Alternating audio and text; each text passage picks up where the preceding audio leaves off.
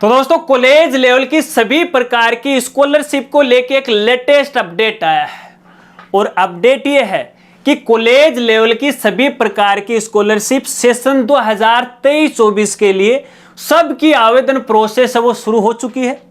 चाहे वो स्कूटी योजना को लेके हो, चाहे वो सीएम छात्रवृत्ति को लेके हो या फिर बालिका दूरस्थ शिक्षा योजना को लेके हो। इस वीडियो में मैं आपको बताऊंगा कि आप इन योजनाओं के लिए आवेदन कहां से, कैसे और कब तक कर सकते हो और इसकी क्या प्रोसेस है। अगर आपको भी जानना है तो वीडियो के साथ वो आप बने रहिए। नमस्कार साथियों, मैं हूं आपका अपना साथी राज गुरजी और आप देख रहे हैं राज स्कूल हेल्प यूट्यूब चैनल। तो दोस्तों कॉलेज आयुक्तालय जयपुर के द्वारा सेशन 2023-24 के लिए कॉलेज लेवल की जितने भी स्कॉलरशिप होती है उन सभी की ऑनलाइन आवेदन प्रोसेस है वो शुरू कर दिए, जिसके अंदर स्कूटी योजना है, चाहे वो कालीबाई स्कूटी योजना हो या फिर देवनारायण स्कूटी योजना हो। यानी जिन बालिकाओं ने वर्ष 2023 के अंदर या तो कक्षा 10वीं या फिर कक्षा 12वीं पास की है और जो स्कूटी के लिए आवेदन करना चाहती हैं सेशन 2023-24 के लिए, तो अब वो आवेदन कर सकती है। इसके अलावा मुख्यमंत्री उच्च छात्रवृत्ति योजना है, इसकी भी आवेदन प्रोसेस है वो शुरू हो चुकी है। और इसके अलावा यहाँ पे देखिए बालिका दूरस्थ योजना है, यानी जो ऐसी महिलाएं या ऐसी जो लड़कियां हैं जो ओपन यूनिवर्सिटी से कॉलेज कर रही हैं, चाहे वो कोटा यूनिवर्सिटी हो या फिर अपनी दिल्ली वाली इग्नू यूनिवर्सिटी हो, अगर किसी भी कोर्स में आपने एडमिशन लिया है तो आप स्कॉलरशिप के लिए आवेदन है वो कर सकते हो। और इसके अलावा यहाँ पे देखिए जो विधवाएं महिलाएं हैं जो बीएड संबल योजना के लिए आवेदन करना चाहते हैं तो उनके लिए भी आवेदन प्रोसेस है वो शुरू हो चुकी है। तो कहने का मतलब ये है कि कॉलेज लेवल की लगभग सभी प्रकार की स्कॉलरशिप की आवेदन प्रोसेस है वो शुरू हो चुकी है। चलिए मैं आवेदन डेट के बारे में आपको बताता हूं कि आप इसके लिए आवेदन फॉर्म कब तक भर सकते हैं। तो दोस्तों फिलहाल की स्थिति के अनुसार यहां पे देखिए, हालांकि ये जो आदेश है ये तो देखिए विभाग के द्वारा 30 जून 2023 को जारी किया गया था, लेकिन फिलहाल तक इसे पब्लिकली नहीं किया गया था। इसे कल ही किया गया है, यहाँ पे 3 जुलाई को है उन्होंने पब्लिकली किया है। इससे पहले आपको पता है कि कोई भी आदेश निकाला जाता है तो विभाग में इधर उधर ऑफिसों में चक्कर काटता रहता है, फिर जाके वो फाइनली पब्लिकली होता है।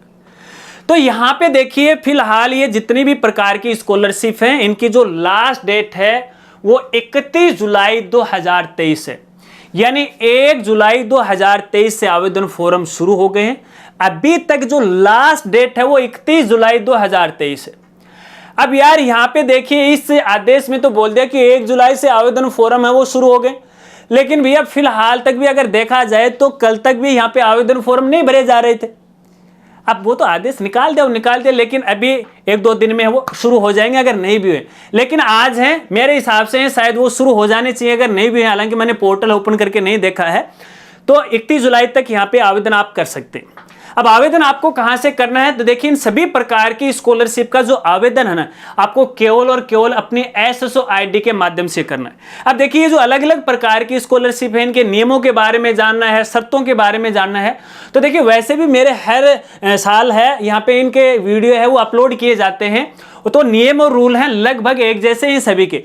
सभी इंपॉर्टेंट वीडियो का लिंक आपको वीडियो के डिस्क्रिप्शन में मिल जाएंगे, वो देख लीजिएगा और धीरे धीरे सभी स्कॉलरशिप के बारे में है और सामान्य नियमों की जानकारी मैं आपको बताता रहूंगा। तो यहाँ पे देखिए आपको जो आवेदन करना होगा अपनी एसएसओ आईडी के माध्यम से करना होगा, लेकिन आपको ध्यान रखना है कि आपके एसएसओ आईडी के साथ अपने परिवार का जन आधार कार्ड है वो लिंक होना चाहिए। अगर वो लिंक नहीं होगा तो आप किसी भी स्कॉलरशिप के लिए आवेदन नहीं कर पाओगे।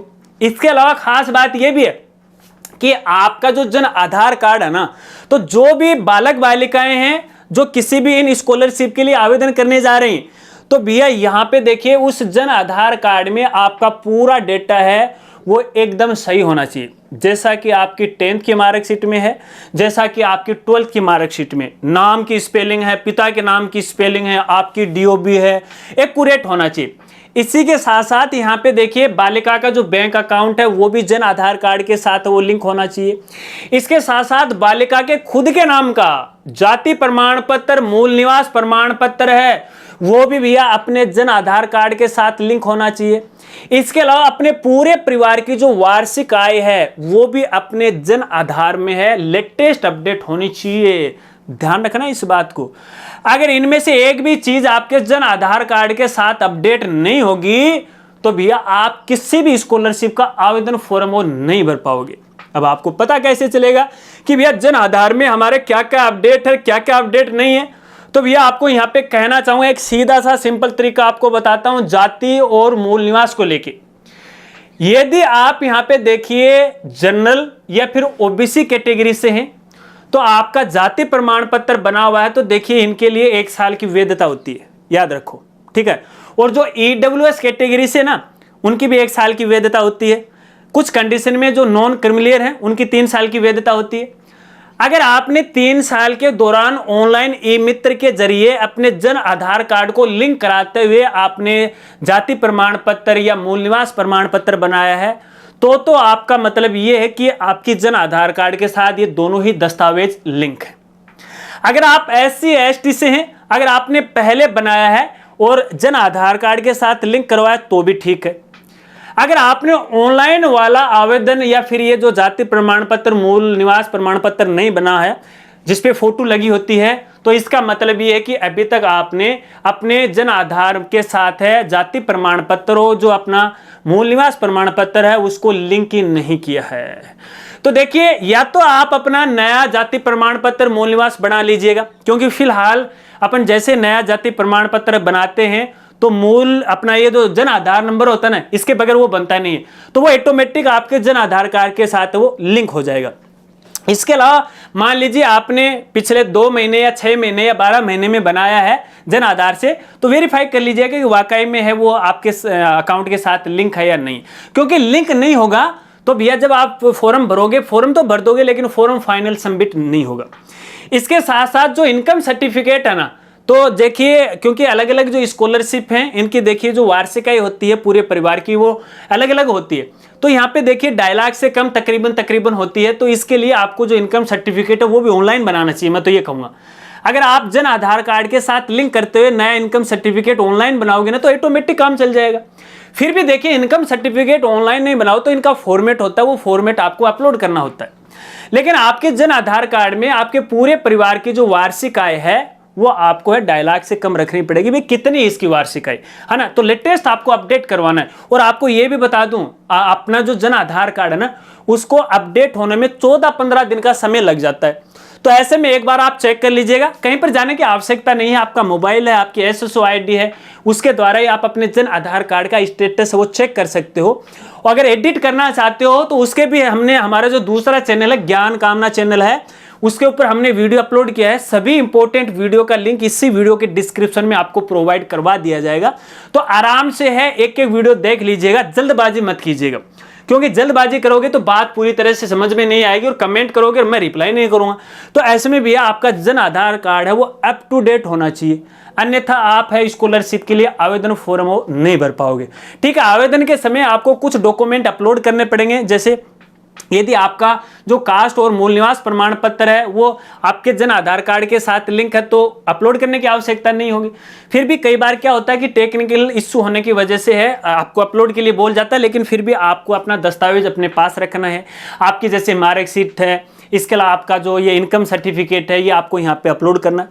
और इन स्कॉलरशिप के बारे में जितने भी लेटेस्ट अपडेट हो उनकी जानकारी है तो देखिए मैं आगे वीडियो में आपको बताता ही रहूंगा। लेकिन जो भी ऑर्डर है, नोटिफिकेशन है, जो प्रारूप है, यदि डाउनलोड करना है तो इसके लिए आप हमारी वेबसाइट पे विजिट कर सकते हो और हमारी वेबसाइट का नाम है www.rajguruji.com। बस दोस्तों इस वीडियो में इन स्कॉलरशिप के बारे में इतनी ही बेसिक जानकारी आपको दूंगा। अब धीरे धीरे यहाँ पे देखिए हर एक स्कॉलरशिप के नियमों के बारे में, नए सेशन के बारे में आपको बताता रहूंगा। तो जिन साथियों को जिस स्कॉलरशिप के बारे में जानना है ज्यादा से ज्यादा अपना कमेंट कीजिएगा। जिसके पक्ष में ज्यादा कमेंट होंगे उसी के पक्ष में जल्दी जल्दी वीडियो वो बनाता रहूंगा। ठीक है, तो मिलते हैं फ्रेंड्स अगली एक नई वीडियो के साथ। तब तक के लिए जय हिंद, जय भारत।